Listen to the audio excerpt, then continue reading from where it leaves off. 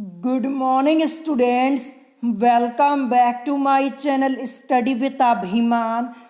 आज मैं आप लोगों के लिए यूपी पॉलिटेक्निक एंट्रेंस एग्ज़ाम 2022 से रिलेटेड एक मोस्ट इम्पॉर्टेंट वीडियो लेकर आया हूं। आज की इस वीडियो में मैं आप सभी स्टूडेंट्स को ब्रांच से रिलेटेड सभी मोस्ट इम्पॉर्टेंट इंफॉर्मेशंस यहाँ पे डिटेल में बताने वाला हूँ।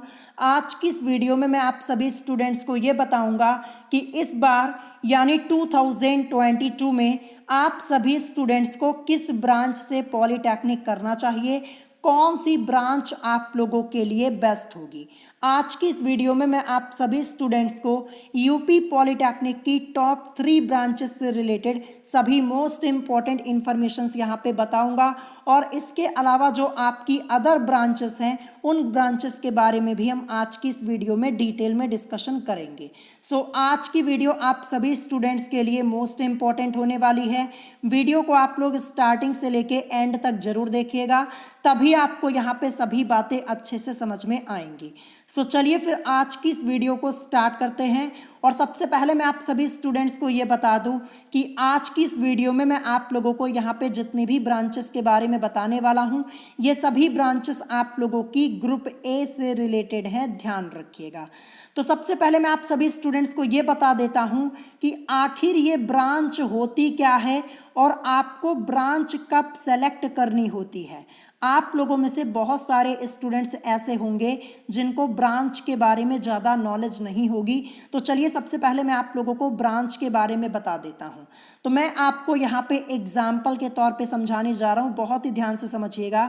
जैसे मान लीजिए कि इस बार 2022 में किसी स्टूडेंट ने अपना यूपी पॉलिटेक्निक एंट्रेंस एग्ज़ाम दिया और उस स्टूडेंट ने अपना एंट्रेंस एग्ज़ाम क्वालिफाई कर लिया। तो एंट्रेंस एग्ज़ाम क्वालिफाई करने के बाद वो स्टूडेंट क्या करेगा, वो अपनी काउंसलिंग करवाएगा। तो काउंसलिंग करवाते समय उस स्टूडेंट को ये सेलेक्ट करना होगा कि वो किस ब्रांच के जरिए यानी किस कोर्स के जरिए वो पॉलिटेक्निक करना चाहता है। तो मैं आपको बता दूं, जब आप लोग काउंसलिंग करवाएंगे तो वहाँ पे आपको एक ऑप्शन देखने को मिलता है चॉइस फिलिंग का। तो चॉइस फिलिंग के समय आपको क्या करना होता है, आपको ब्रांच सेलेक्ट करनी होती है और प्लस कॉलेज सेलेक्ट करना होता है कि आप किस कॉलेज से और किस ब्रांच के जरिए आप पॉलिटेक्निक करना चाहते हैं। जब आप लोग चॉइस फिलिंग करेंगे ना, तो वहाँ पे आपको एक साथ में कई ब्रांच को सेलेक्ट करने का मौका मिलेगा और एक साथ में आप कई कॉलेज भी सेलेक्ट कर पाएंगे। जैसे आपके नंबर होंगे और जैसे आपकी रैंक होगी, उसी हिसाब से आपको एक कॉलेज में एक ब्रांच आपको अलॉट कर दी जाएगी, ठीक है। और यहाँ पे आपकी कैटेगरी भी देखी जाती है, ध्यान रखिएगा। कैटेगरी वाइज आप लोगों को यहाँ पे छूट भी मिलती है, ये तो मैंने आपको पहले भी कई बार बताया हुआ है। तो काउंसलिंग करवाते समय आप लोगों को ब्रांच सेलेक्ट करनी होती है। और एक खास बात मैं आपको ये बता दूं कि पॉलिटेक्निक करने में मेन रोल आपकी ब्रांच का ही होता है। केवल और केवल यही देखा जाता है कि आप किस ब्रांच से पॉलिटेक्निक कर रहे हैं। अगर आपने एक अच्छी ब्रांच सेलेक्ट की है तभी आपका पॉलिटेक्निक करने का फ़ायदा होने वाला है, ध्यान रखिएगा। और कहीं गलती से आपने कोई गलत ब्रांच सेलेक्ट कर ली तब आपका पॉलिटेक्निक करने से कोई भी फ़ायदा नहीं होने वाला है, ध्यान रखिएगा। तो चलिए फिर मैं आपको अब यहाँ पे ग्रुप ए की टॉप 3 ब्रांचेस के बारे में बता देता हूं। इससे पहले भी मैंने आप लोगों को कई बार बताया है, लेकिन फिर भी बहुत सारे स्टूडेंट्स ने मुझसे कमेंट करके कहा कि एक बार फिर से यहाँ पे ब्रांच के बारे में सर बता दीजिए। तो यहाँ पे मैं फिर से आपको सभी इंफॉर्मेशन डिटेल में बता देता हूँ। तो देखिए यहाँ पे इस समय ग्रुप ए में जो फर्स्ट नंबर पे ब्रांच आती है वो आपकी है सिविल इंजीनियरिंग की ब्रांच, ध्यान रखिएगा। प्रेजेंट टाइम में ग्रुप ए में फर्स्ट नंबर पे जो ब्रांच आपकी है, जो टॉप ब्रांच है, वो आपकी है सिविल इंजीनियरिंग की ब्रांच।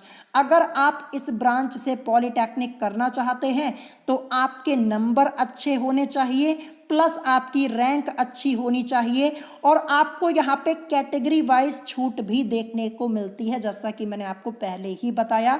देखिए अगर आपके मार्क्स अच्छे होंगे, आपकी रैंक अच्छी होगी तो आपको ये ब्रांच आसानी से मिल जाएगी।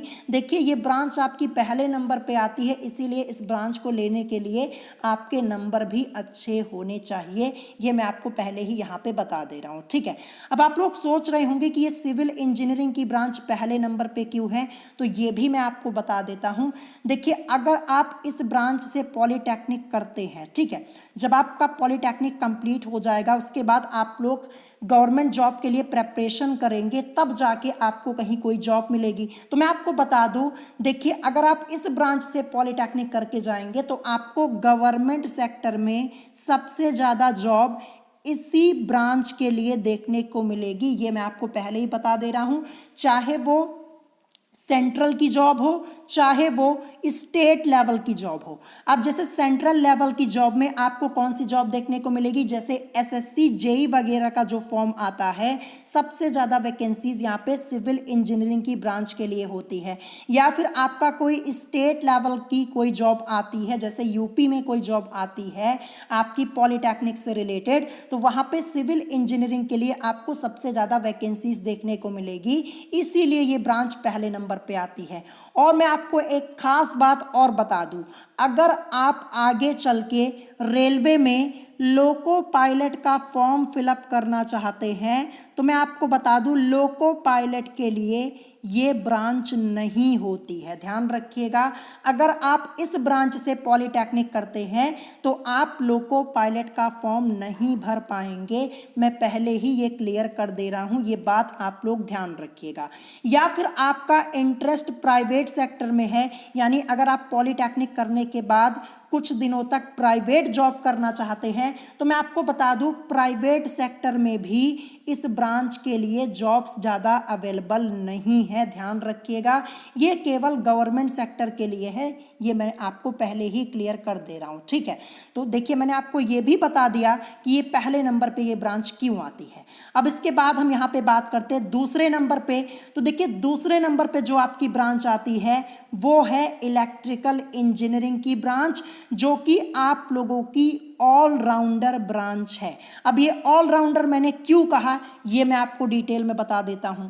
देखिए अगर आप इस ब्रांच से पॉलीटेक्निक करते हैं, ठीक है, तो देखिए आपको गवर्नमेंट सेक्टर में भी जॉब देखने को मिलेगी, प्लस प्राइवेट सेक्टर में भी जॉब देखने को मिलेगी, और प्लस आप यहाँ पे लोको पायलट का फॉर्म भी फिलअप कर पाएंगे। अगर आप इस ब्रांच से पॉलीटेक्निक करते हैं तो आप लोको पायलट का फॉर्म फिलअप कर पाएंगे रेलवे में। इसीलिए मैंने कहा जो इलेक्ट्रिकल इंजीनियरिंग की ब्रांच है वो आपकी ऑलराउंडर है, और आप इसके अलावा एसएससी जेई में भी फॉर्म अप्लाई कर पाएंगे अगर आप इस ब्रांच से पॉलीटेक्निक करते हैं, ध्यान रखिएगा। इसीलिए देखिए ये ब्रांच आपकी दूसरे नंबर पे आती है और ये ऑलराउंडर आपकी ब्रांच है, ये भी मैंने आपको बता दिया, ठीक है। जैसे मान लीजिए बहुत सारे स्टूडेंट्स क्या होते हैं, पॉलीटेक्निक करने के बाद वो कुछ दिन यहाँ पे प्राइवेट जॉब करना चाहते हैं, तो अगर आप प्राइवेट सेक्टर में जाना चाहते हैं कुछ दिनों के लिए, यहाँ पे आप जॉब करना चाहते हैं, तो यहाँ पे इलेक्ट्रिकल इंजीनियरिंग में प्राइवेट सेक्टर के लिए भी जॉब्स अवेलेबल होती हैं जो कि सिविल इंजीनियरिंग में नहीं होती, मैंने आपको पहले ही बताया, ठीक है। सो यहाँ पे ये सेकेंड नंबर की ब्रांच मैंने आपको बता दी। अब इसके बाद यहाँ पे तीसरे नंबर पे कौन सी ब्रांच आती है, तीसरे नंबर पे आती है मैकेनिकल इंजीनियरिंग की ब्रांच। अगर आप इस ब्रांच से आप पॉलीटेक्निक करते हैं तो मैं आपको बता दूं, देखिए आप एसएससी जेई का भी फॉर्म फिलअप कर पाएंगे, और आप यहाँ पे प्राइवेट सेक्टर में भी आपको जॉब देखने को मिलेगी, और प्लस आप लोको पायलट का भी फॉर्म फिलअप कर पाएंगे। लेकिन अब आप सोच रहे होंगे यही बात तो मैंने यहाँ पे इलेक्ट्रिकल इंजीनियरिंग के लिए भी बताई थी, लेकिन ध्यान से सुनिएगा और समझिएगा। देखिए जो मैकेनिकल इंजीनियरिंग में देखिए जो इसके लिए वैकेंसीज आती हैं गवर्नमेंट सेक्टर में या फिर प्राइवेट सेक्टर में, देखिए यहाँ पे आपको वैकेंसीज कम देखने को मिलती हैं इलेक्ट्रिकल इंजीनियरिंग के मुकाबले, ध्यान रखिएगा। जैसे गवर्नमेंट सेक्टर में जॉब आई जैसे मैं आपको एग्जाम्पल के तौर पे समझा दूं, एसएससी जेई के लिए जॉब आई, ठीक है। तो देखिए वैकेंसीज ज़्यादा आप लोगों को इलेक्ट्रिकल इंजीनियरिंग के लिए ही देखने को मिलेंगी, उतनी वैकेंसी आपको मैकेनिकल इंजीनियरिंग में नहीं देखने को मिलेगी। और प्राइवेट सेक्टर में भी ज़्यादा यहाँ पे इलेक्ट्रिकल इंजीनियरिंग के लिए ही जॉब्स अवेलेबल हैं, उतना मैकेनिकल के लिए अवेलेबल नहीं है। इसीलिए मैंने आपको बताया कि ये ब्रांच आपकी तीसरे नंबर पे है। और रही बात लोको पायलट की, तो लोको पायलट का फॉर्म आप लोग फिलअप कर पाएंगे अगर आप इस ब्रांच से पॉलिटेक्निक करते हैं। और इसके अलावा भी कई ब्रांच है, अभी मैं आगे आपको बताऊंगा। अभी तो मैं केवल आपको टॉप 3 ब्रांचेस के बारे में बता रहा हूं। अभी मैं आप लोगों को प्राइवेट सेक्टर की टॉप ब्रांच बताऊंगा। अगर आप प्राइवेट सेक्टर में जॉब करना चाहते हैं तो उसके लिए टॉप ब्रांच आपकी क्या है वो भी मैं आगे वीडियो में आपको बताऊंगा। लेकिन यहाँ पे तीसरे नंबर पे आपकी आती है मैकेनिकल इंजीनियरिंग की ब्रांच। और जैसे मान लीजिए आपके थोड़ा नंबर कम भी होंगे ना, तो जो मैकेनिकल इंजीनियरिंग की ब्रांच होती है ये कम नंबर में भी आपको मिल जाती है, ध्यान रखिएगा। तो यहाँ पे टॉप 3 ब्रांचेस के बारे में मैंने आपको बता दिया। देखिए मैं आपको यही रिकमेंड करूंगा, अगर आपको सिविल इंजीनियरिंग या फिर इलेक्ट्रिकल इंजीनियरिंग में से कोई एक ब्रांच मिल रही है तो आपको इसी दोनों में से सेलेक्ट करना चाहिए। और अगर आपको सिविल इंजीनियरिंग की ब्रांच नहीं मिली, ना ही इलेक्ट्रिकल इंजीनियरिंग की मिली, तब आपको यहाँ पे मैकेनिकल इंजीनियरिंग के लिए जाना है। ये आपको लास्ट ऑप्शन अपना रखना है, ध्यान रखिएगा, लास्ट ऑप्शन इसको रखिएगा। अगर आपको सिविल या इलेक्ट्रिकल मिल रही तो उसी में से सिलेक्ट कर लीजिएगा, और अगर आपको वो दोनों ब्रांच नहीं मिलती तब आप मैकेनिकल के लिए जाइएगा, ध्यान रखिएगा। मैंने आपको बताया ना यहाँ पे वैकेंसीज कम आती हैं मैकेनिकल के लिए, बस यही प्रॉब्लम है। अब इसके बाद हम यहाँ पे बात करते हैं आगे, यहाँ पे अदर ब्रांचेस के बारे में मैं आपको बता दूं। तो देखिए अदर ब्रांचेस में मैंने क्या लिखा है यहाँ पे, इलेक्ट्रॉनिक्स इंजीनियरिंग। तो देखिए ये भी आप लोगों की ग्रुप ए से रिलेटेड ही आपकी यहाँ पे ये ब्रांच होती है। और ख़ास बात मैं आपको ये बता दूं, इस ब्रांच में गवर्नमेंट सेक्टर में वैकेंसीज बहुत ही कम आती हैं, ध्यान रखिएगा। ऐसा मान लीजिए कि ना के बराबर, बहुत ही कम आती हैं, ठीक है। और रही बात प्राइवेट सेक्टर की, तो प्राइवेट सेक्टर में यहाँ पे आपको जॉब मिल जाएगी अगर आप प्राइवेट सेक्टर के लिए ट्राई करेंगे। प्राइवेट जॉब के लिए अगर आप इलेक्ट्रॉनिक्स इंजीनियरिंग से डिप्लोमा करते हैं और प्राइवेट जॉब करना चाहते हैं तो प्राइवेट जॉब आपको मिल जाएगी। लेकिन रही बात गवर्नमेंट सेक्टर में, तो गवर्नमेंट सेक्टर में बहुत कम वैकेंसीज आती हैं इस ब्रांच के लिए। जैसे मान लीजिए अगर आप लोको पायलट का फॉर्म फिलअप करना चाहते हैं तो लोको पायलट का फॉर्म आप फिलअप कर पाएंगे। अगर आप इलेक्ट्रॉनिक्स इंजीनियरिंग से डिप्लोमा करते हैं तो लोको पायलट का फॉर्म आप लोग फिलअप कर पाएंगे। और इसके अलावा गवर्नमेंट सेक्टर में इस ब्रांच के लिए कोई यहाँ पे खास वैकेंसीज नहीं आती हैं। देखिए आप खुद ही चेक कर लीजिएगा, बहुत सारे स्टूडेंट्स ने यहाँ पे इलेक्ट्रॉनिक्स इंजीनियरिंग से डिप्लोमा किया हुआ है, आप उनसे बात कीजिएगा, आपको खुद ही पता चल जाएगा कि यहाँ पे गवर्नमेंट सेक्टर में इसके लिए कोई भी, इस ब्रांच के लिए कोई भी वैकेंसीज नहीं आती, बहुत ही कम आती हैं, ध्यान रखिएगा। और प्राइवेट सेक्टर में जॉब अवेलेबल है। तो मैं तो आपको यही रिकमेंड करूँगा, देखिए अगर आप गवर्नमेंट सेक्टर की प्रिपरेशन करना चाहते हैं, गवर्नमेंट सेक्टर में जॉब करना चाहते हैं तो ये ब्रांच आपके लिए नहीं है, ध्यान रखिएगा, बहुत ही कम वैकेंसीज आती हैं। देखिए बहुत पहले एक समय था, मैं आपको बता दूं, जब 2007 या फिर 2008 का समय था, तब ये ब्रांच आप लोगों की टॉप हुआ करती थी, टॉप की ब्रांच थी ये इलेक्ट्रॉनिक्स इंजीनियरिंग एक समय में, लेकिन अब नहीं है, ध्यान रखिएगा, ठीक है। पहले ही मैं आपको बता दे रहा हूं। देखिए इलेक्ट्रॉनिक्स इंजीनियरिंग की ब्रांच ना आप लोगों को 100 नंबर में भी मिल जाती है, 100 नंबर में या फिर इससे थोड़ा कम भी होंगे तब भी आपको ये ब्रांच मिल जाएगी। देखिए इस समय ये ब्रांच उतनी स्टूडेंट्स, देखिए उतने स्टूडेंट्स यहाँ पे सेलेक्ट करते नहीं है, उतनी बेस्ट आपकी ब्रांच है नहीं, ठीक है। तो मैं आपको यही रिकमेंड करूँगा कि ये ब्रांच आपको सेलेक्ट नहीं करनी चाहिए प्रेजेंट टाइम में, क्योंकि यहाँ पे इस ब्रांच का स्कोप जो है वो कम है। और अगर आप प्राइवेट सेक्टर में जाना चाहते हैं तो आप सेलेक्ट कर सकते हैं, वो आपके ऊपर डिपेंड करता है। फिर यहाँ पे बात आती है नेक्स्ट, यहाँ पे मैंने क्या लिखा है, कंप्यूटर साइंस एंड इंजीनियरिंग। देखिए ये जो ब्रांच है ना, ये प्राइवेट सेक्टर के लिए क्या है, बेस्ट है, ध्यान रखिएगा, क्या है, बेस्ट है। यानी अगर प्राइवेट सेक्टर में सबसे ज़्यादा जॉब देखने को मिलती है वो किस ब्रांच के लिए मिलती है, कंप्यूटर साइंस एंड इंजीनियरिंग के लिए देखने को मिलती है। और रही बात गवर्नमेंट सेक्टर में, तो गवर्नमेंट सेक्टर में बहुत ही कम वैकेंसीज आती हैं इस ब्रांच के लिए ध्यान रखिएगा, मैं पहले ही बता दे रहा हूं। और रही बात प्राइवेट सेक्टर की, तो प्राइवेट सेक्टर में यहाँ पे आप लोगों के लिए जॉब ही जॉब अवेलेबल है। अगर आप प्राइवेट सेक्टर में जॉब करना चाहते हैं तो आप इस ब्रांच को सेलेक्ट कर सकते हैं। और देखिए ये भी ब्रांच आप लोगों को आसानी से कम नंबर में मिल जाती है, ध्यान रखिएगा, आसानी से आपको ये ब्रांच मिल जाएगी। अगर आपके नंबर कम भी होंगे फिर भी आपको ये ब्रांच मिल जाएगी, ठीक है। तो ये भी मैंने आपको बता दिया, कंप्यूटर साइंस एंड इंजीनियरिंग। और इसके अलावा भी बहुत सारी ब्रांचेस अवेलेबल हैं ग्रुप ए में, लेकिन जो बेस्ट ब्रांचेस थी उनके बारे में आज की इस वीडियो में मैंने आपको बता दिया है, ठीक है।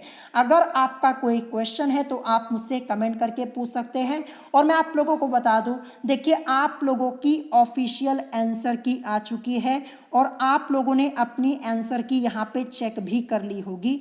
आंसर की कल ही आप लोगों की आ गई थी, तो आप लोगों को यहाँ पे अपना स्कोर पता चल गया होगा कि आपको नंबर कितने मिले हुए हैं, ठीक है। देखिए अभी आपका रिजल्ट नहीं आया है, अभी केवल आंसर की आई है। यहाँ पे आपको केवल स्कोर पता चलेगा। अब जैसे मान लीजिए यहाँ पे आपने एग्जाम में कोई क्वेश्चन का आंसर करेक्ट किया था और उसका नंबर आपका कट हुआ है, तो यहाँ पे आप ऑब्जेक्शन भी कर सकते हैं, ठीक है। आप यहाँ पे ऑब्जेक्शन कर सकते हैं कि मैंने ये आंसर करेक्ट किया था और मुझे नंबर नहीं मिला हुआ है। तो इसीलिए यहाँ पे आपकी आंसर की पहले आती है। अगर आप यहाँ पे देखिए एग्जाम में कोई क्वेश्चन आप करेक्ट करके आते हैं, आपको लगता है कि वो आंसर आपने करेक्ट किया है और आपको नंबर नहीं मिला है, तो आप यहाँ पे ऑब्जेक्शन कर सकते हैं। अगर आपके साथ ऐसा हुआ है तो आप ऑब्जेक्शन कर सकते हैं, ठीक है, ध्यान रखिएगा। देखिए आंसर की यहाँ पे आपकी आ चुकी है। फिर इसके बाद मुझे लगता है 1 हफ्ते के अंदर ही आप लोगों का रिजल्ट भी यहाँ पे आ जाएगा।